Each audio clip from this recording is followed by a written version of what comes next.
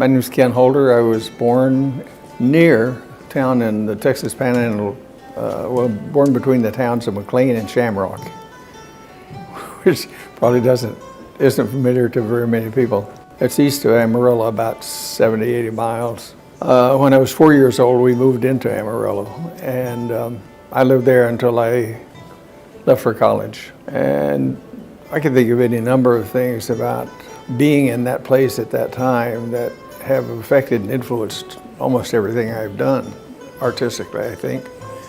Part of it was just a kind of an attachment to the land. You may think that's funny if you've ever been to the Texas Panhandle, and it's flat and dusty and tumbleweeds and not a whole lot to see, generally speaking. There's something about the I don't know, the sky and the air and just the atmosphere that I always felt really attached to the earth. And part of it had to do with the breaks that we got away from it, going up into New Mexico in the mountains or to Colorado. And I was in awe of that landscape then in contrast. And when we would go, I would pay particular attention to the landscape. I'd make sketchbooks and carry them along with me, and as we drove in the car, I would make drawings, and then when we got into camp at night, I would color them in with my colored pencils. And there was, just 20 miles from Amarillo, there's a canyon, small canyon. I would say a really small canyon. It's 5 miles wide and about 30, 40 miles long, I guess. It's a state park now. And down there, they refer to it as the Little Grand Canyon. That was one of my favorite hangouts as a kid. As a family, we would go down there to picnic or camp or whatever. And that was a place of mystery to me because it was a place where it was just kind of wide open and you could roam trails down there and you could see all kinds of wildlife. And I remember seeing right in the middle of a stream one time a couple of bulls fighting a typical battle head to head, trying to run the other one off from the herd that was down in there. Somebody's cattle anyway. Stuff like that, and wild birds and all kinds of other stuff. And that was a favorite place, and that place particularly had influence on me, I think, in terms of kind of an attachment to the land. But sometimes it was always about the land. Relatives of mine had ranches down there, or farms, I should say, and I would go and work in the summers on the farm. And my grandmother lived back where I was born, and every summer I would go back and spend 2 or 3 weeks with her, just the two of us alone out in the country, and we'd walk a lot and explore a lot there. So the landscape itself, I'd have to say, is good or bad. I think it's had some direct influence on who I am and what I do. One other particular thing I would mention is Amarillo was the place where George O'Keeffe went when she was shortly out of college. She was living in North Carolina, I think it was. And Amarillo Public Schools wanted to set up an art program in their schools. And they looked around and somehow they found her and hired her to come to Texas, which was her first trip out to the Southwest. And she served for a couple of years as the superintendent of art and the first art teacher in the public schools in Amarillo. And some people, when I tell this story, they think, oh, you were one of her students. I'm not quite that old, but I was influenced by that just because we did have an outstanding art program that the town was proud of, the school system was really proud of. I'm sure I never had a single art teacher growing up through the public schools there that didn't lecture all of the students about George O'Keeffe and how important she was and what influence she had on the Amarillo art scene. I told the stories. I keep saying this is the last time I'm going to tell this story, but when I was 4 years old, someone gave me Jean Autry King of the Cowboys paper doll book. And this is when we still lived in the country before we moved into Amarillo. I was 4. And I played with it until it had a horse and a geno tree and all kinds of clothes and stuff to put on. Anyway, I played with it until I tore the legs and tail off of the horse. And I was distressed about that because I played with it so much. And shortly after, we had moved to Amarillo by that time. And I remember being distressed about it. And my father who's not artistically skilled at all, had no talent of any measure, took a piece of cardboard, I think, from a tablet, writing tablet back, and he took the horse remains that I had traced around it and then added some legs to it that were acceptable and cut it out for me, so I had a brand new horse to play with. And I thought that was magic. And I don't know how many times he had to do that to keep me supplied, but he did it several times. And then one day he wasn't there, and when I seemed to need it very badly, and I had watched him enough that I thought, oh, I can do that. And so I found some cardboard and traced my horse and cut it out, and I realized that I had incredible power that I hadn't had before. It was like suddenly finding out that you got magnetic vision, or what is it Superman is? You can see through everything. Yeah, X-ray vision. Yeah. I'm trying to say.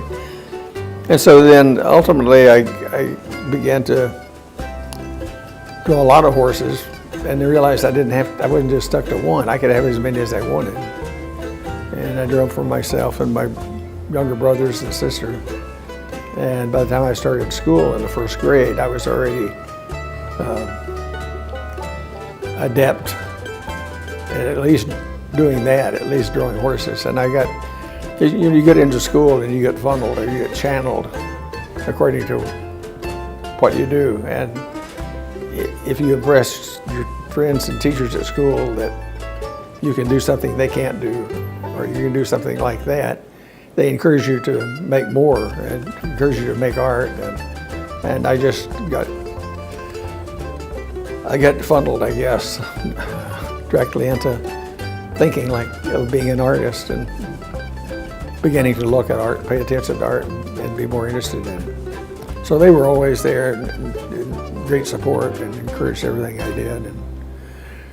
And not that they weren't baffled sometimes, especially when I got into graduate school and my work began to become a little more unusual or a little extreme or radical or whatever.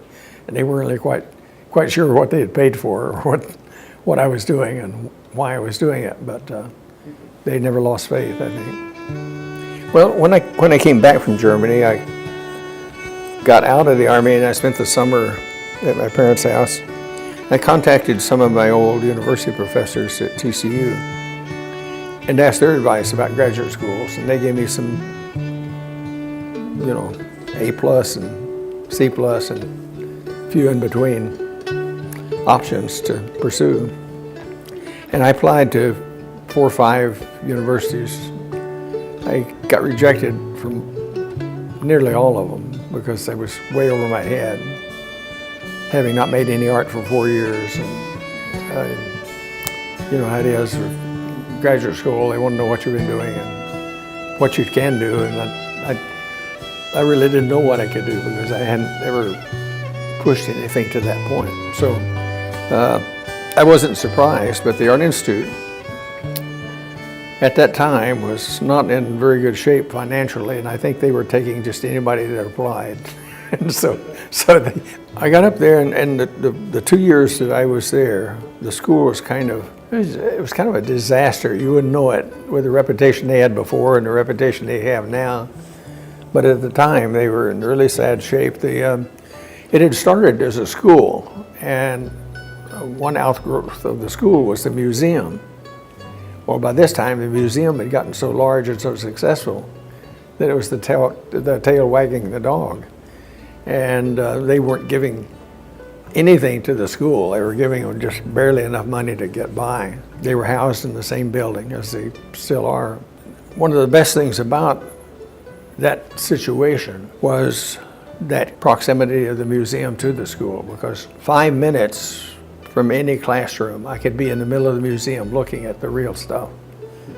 And that was, I mean, you can't imagine for me at that point how significant that was. I was just a sponge. The school itself, because it was so starved financially, didn't have a particularly vital faculty. Most of the faculty were people who had been students there 20 or 20 years before, say, and had been the top students. And so they used to award the students a year travel in Europe after their degree. And so most of the instructors I had were people who had done that, who had gone through that, had gone to Europe, come back, they got hired to teach when they got back, and they'd been there ever since. And they were good, and they were challenging and interesting, but I have to say I don't think they were the most inspirational teachers I ever had. They were just kind of, I think a lot of them, they were getting kind of tired, not all of them. There were a few distinguished ones that made a strong impression on me and encouraged me a lot in terms of thinking about what kind of teacher I might be or want to be when I got out. But it was all in all, it was a positive experience for me, and it was a timely one, I think, for what I needed, which was the exposure and the time also to do what I wanted to do and to kind of pursue my own thoughts. I was largely impressed by the city itself. I lived on the near north side, and so most of the time I just walked to school and then walked different streets between all these big tall buildings, and I was really aware of space and the relationship of people to architecture. And so most of the paintings that I did were either very formal, geometric kind of representations of landscape kinds of space, or the relationship of small figures to large geometric spaces. And I think, thinking back, I was influenced by some of the Renaissance painters who particularly dealt with spatial issues like that when they were first discovering perspective and had these settings of figures against geometry, and even at that point I wasn't too knowledgeable about some of the contemporary things that were going on around me. I mean, all the way back to high school, I knew of Jackson Pollock, for example. It had only been 5 years or so before. But I'd never seen a Jackson Pollock. I just had a friend in Amarillo who, an older friend that worked in the store I worked in, that was a wannabe painter, and he wanted to emulate Jackson Pollock, and I'd go over to his house and he'd have a canvas spread out on his driveway, and he'd be out there splashing paint around, and I'm watching all this seriousness going on and trying to figure out, well, what's that about? What is this painting about? And so by the time I got the Art Institute, I still had seen very little, at least contemporary art, a lot of modern art there, of course. And I think it was I was influenced more by Matisse and Picasso than anybody else, as far as models go. When I was graduated, as my English teacher would say, I had to find a job, because by then I was married. And so I did the typical thing. I made up resumes, and I sent resumes all over the country applying. And my wife and I set out on a road trip to go around to these schools to make the interviews. And one of the first places I came was to Normal. I've been in Bloomington since 1969. That's hard to believe. I've been retired almost half of that time. That's even harder to believe. I taught drawing and painting for 30 years at Illinois State, as well as being the director of the graduate program for, 2 or 3 or 4 years. Have tried to be an active member of the community. I appreciate the community that is here. I always said it was one of the best places in the country to raise your kids because of the kind of sanity that we McLean County people pretend to have. I find it difficult to talk about my artwork per se because I don't feel compelled to explain it to anybody. It's just what I do. There was a quote this last summer in the Gauguin show in the Art Institute of Chicago that actually it was so important, I guess they used it several times in the text. But late in his life, he made a comment that I identified with. It explains, if for no one else, it explains to me, myself, what I've been doing. And the quote was something to the effect, I paraphrase, I never really made any great innovations or discoveries in my art, but I spent my life searching the corners of myself to just find things I didn't know, or words to that effect. And I think that explains my own motivations, my own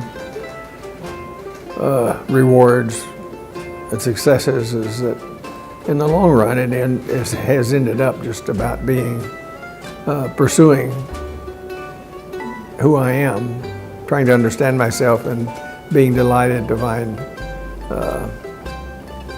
or make discoveries every once in a while of new things that are there that I wasn't aware of.